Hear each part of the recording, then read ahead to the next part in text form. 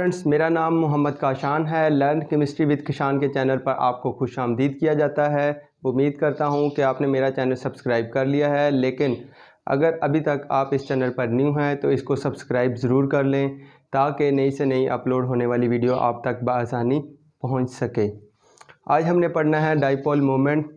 Dipole moment को हम mu से शो करते हैं। डाइपोल मोमेंट, इसकी डेफिनेशन क्या है? Product of electric charge and distance between them, कि ये हमारे पास दो चीज़ों का हासिल ज़रब है। नंबर एक हमारे पास क्या है?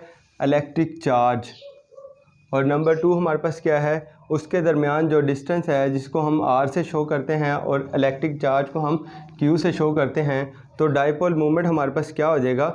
ये हमारे पास ये mu is equal to q multiply r. तो ये दो चीज़ों का हमारे पास हासिल ज़रब है।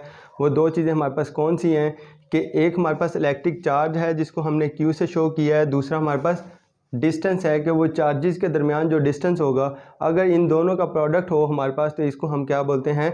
Dipole moment. और डाइपोल मोमेंट हमेशा हमारे पास पोलर मालिक्यूल्स के दरमियान होता है। ज़ाहिर सी बात है कि जो हमारे पास पोलर मालिक्यूल्स होंगे उसके ऊपर क्या होंगे? पोल्स, मतलब उसके ऊपर चार्जेस हैं। उन चार्जेस और उनके दरमियान जो डिस्टेंस है ये हमारे पास डाइपोल मोमेंट है। अगर मालिक्यूल हमारे पास पोलर होगा तो ही हमारे पास क्या है? चार्जेस क्रिएट होंगे। अदरवाइज़ अगर हमारे पास नॉन पोलर मालिक्यूल है तो वो हमारे पास डाइपोल मोमेंट उसका नहीं होता। तो इसकी कंडीशन क्या है? Dipole moment is always present in polar molecules, क्योंकि पोलर मालिक्यूल्स के दरमियान ही हमारे पास क्या है? चार्जेस होते हैं। तो नेक्स्ट इसके हमारे पास एग्जांपल है कि HCl है हमारे पास पोलर मालिक्यूल है, तो लिहाजा इसके ऊपर क्या है? पोल्स होंगे, नेगेटिव और पॉजिटिव चार्जेस होंगे और उनके दरमियान कुछ ना कुछ डिस्टेंस होगा। तो इन दोनों का हासिल ज़रब हम किसको बोल देंगे? ये हमारे पास डाइपोल मोमेंट हो जाएगा। सेम इसी तरह HF है, हमारे पास HBr है, CO है, वाटर की एग्जांपल है। इन सब की हमारे पास ये क्या है? ये पोलर मालिक्यूल्स हैं और इनका कुछ ना कुछ हमारे पास क्या है? डाइपोल मोमेंट क्रिएट होता है। इसके बाद है हमारे पास कि dipole moment is a vector quantity. कि वेक्टर क्वांटिटीज़ क्या होती हैं? कि ऐसी क्वांटिटीज़ जिसकी कुछ ना कुछ मैग्नीट्यूड हो और उसके साथ साथ क्या हो? उस मैग्नीट्यूड के साथ उसकी कुछ ना कुछ डायरेक्शन हो। तो both magnitude and as well as direction अगर किसी चीज़ की है तो हम उसको क्या बोल देते हैं? ये वेक्टर क्वांटिटी है। तो ये डाइपोल मोमेंट हमारे पास क्या है? एक वेक्टर क्वांटिटी है। इसकी हमारे पास मैग्नीट्यूड भी होती है कि कुछ ना कुछ वैल्यू होगी जो हमारे पास न्यूमेरिकल वैल्यू आएगी डाइपोल मोमेंट की, और उस न्यूमेरिकल वैल्यू की क्या है? हमारे पास कुछ ना कुछ उसकी हमारे पास डायरेक्शन भी होती है, जिसको हम क्या बोल देते हैं कि बोथ इसकी मैग्नीट्यूड भी है और इसकी डायरेक्शन भी है। तो इसलिए हम इसको क्या बोल देते हैं?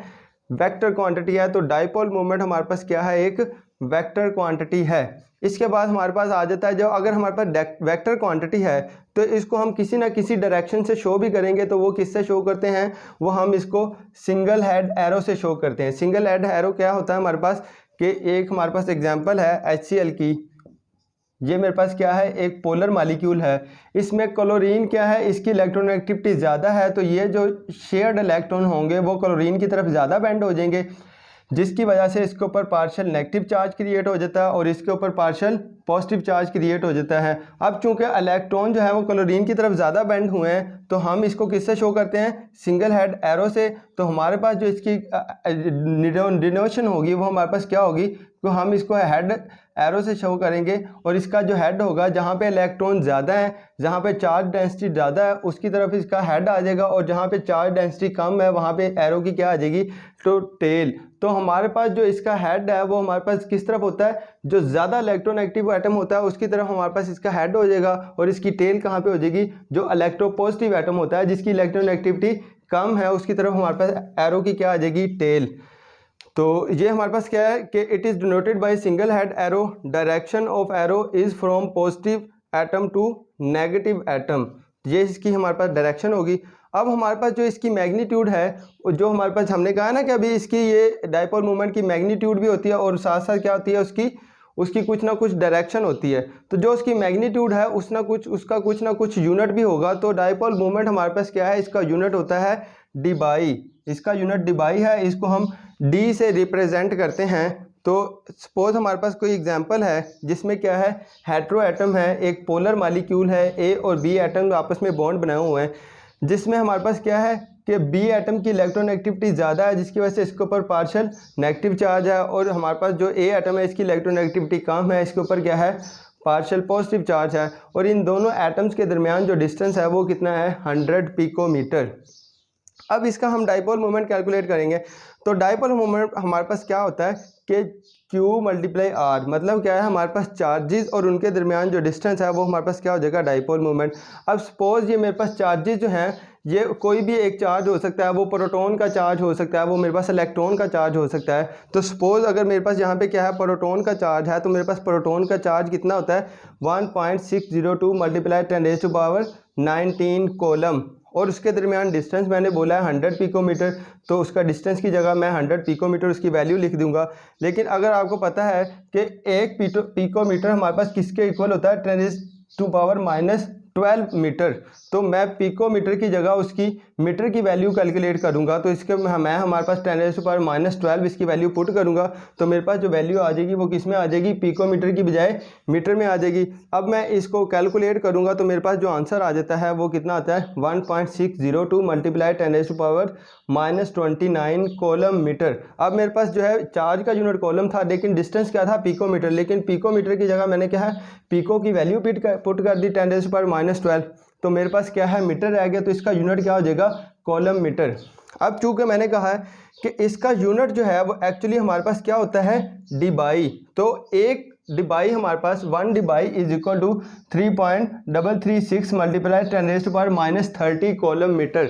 तो मैं अगर इसकी वैल्यू जो है कोलम मीटर की बजाय इसको डिबाई में कैलकुलेट करूंगा, तो ये मेरे पास 1 डिबाई जो इसकी वैल्यू है वो इसको इससे डिवाइड कर दूंगा। अब मेरे पास क्या है, ये जो वैल्यू है मैं इसको डिवाइड कर दूंगा इस वैल्यू के साथ, तो इसको डिवाइड किया तो मेरे पास ये मेरे पास कॉलम मीटर आ जाएगा। ये तो कॉलम मीटर था ही, साथ जो मेरे पास था वो मेरे पास ये किसके इक्वल होता है, कॉलम मीटर के, तो मैंने इसकी वैल्यू पुट करी, ये कॉलम मीटर से कैंसिल हो गया, और मेरे पास इसको मैं अगर डिवाइड करूंगा तो मेरे पास आंसर क्या आ जाएगा, 4.8, और ये किस में होगा, ये मेरे पास डिबाई में होगा।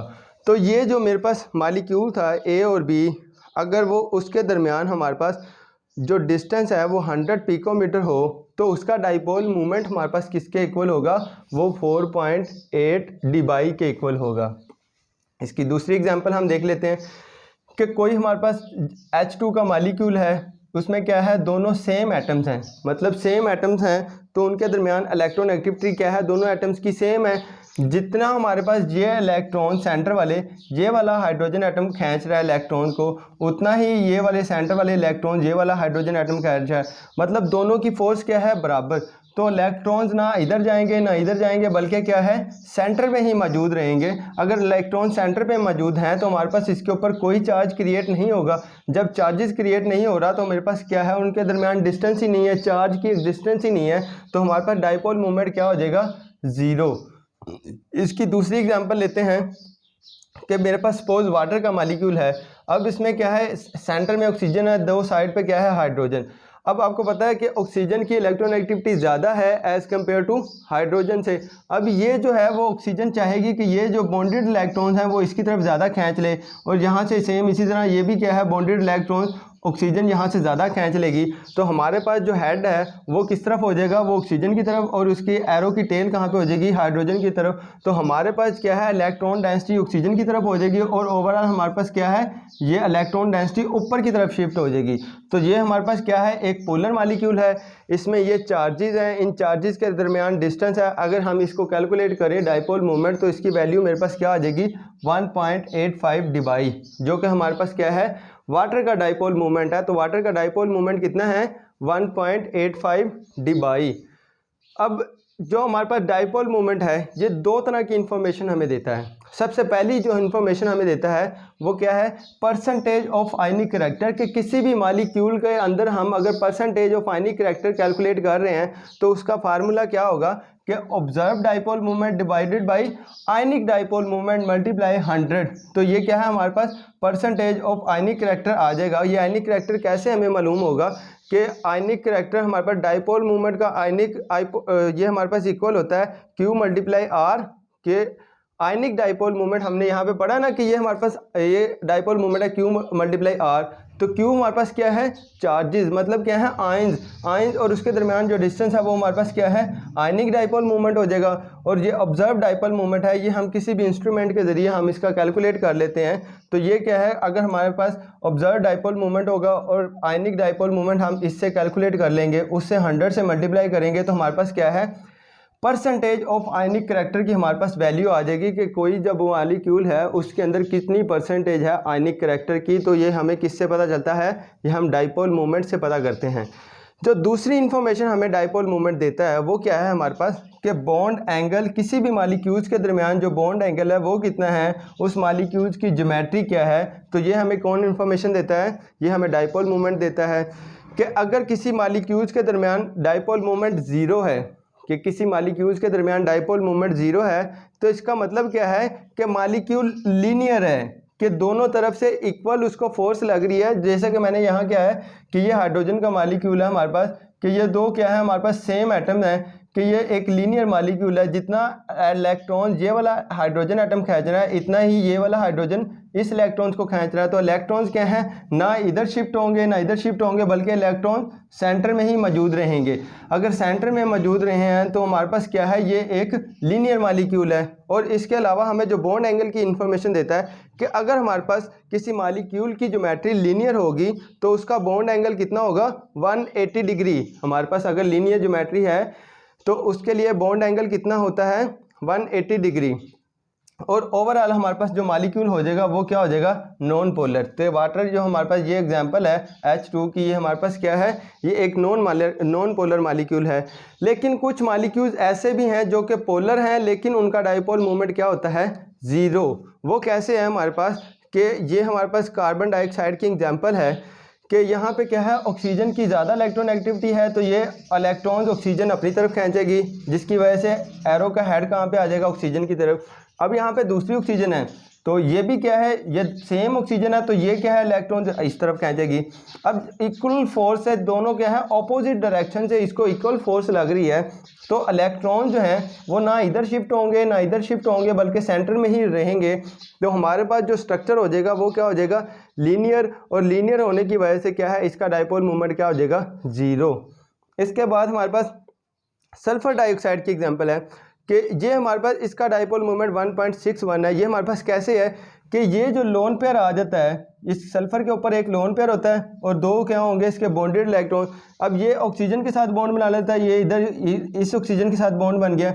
अब ये जो लोन पेयर है, ये लोन पेयर क्या है, कि ये इस बॉन्डेड इलेक्ट्रॉन्स को रिपल्शन करता है, जिसकी वजह से ये स्ट्रक्चर, ये बॉन्ड है वो लीनियर होने की बजाय इस लोन पेयर की और बॉन्ड पेयर की हमारे पास रिपल्शन होती है, जिसकी वजह से ये बॉन्डेड इलेक्ट्रॉन जो हैं वो क्या होते हैं, बॉन्ड हमारे पास बेंड हो जाते हैं। वो लीनियर की बजाय क्या हो जाते हैं, बेंड हो जाते हैं। अब जो है वो बेंड होने की बजाय इसको इक्वल फोर्स नहीं लगेगी, इक्वल फोर्स तो लगेगी लेकिन उसकी डायरेक्शन क्या है, ऑपोजिट नहीं होगी, बल्कि क्या है, एक की डायरेक्शन इस तरफ है, दूसरे की डायरेक्शन इस तरफ है। तो ओवरऑल हमारे पास जो डाइपोल मूवमेंट की डायरेक्शन हो जाएगी वो कहाँ पे हो जाएगी, वो डाउनवर्ड हो जाएगी। हमारे पास क्या है, वो डाउनवर्ड हो जाएगी।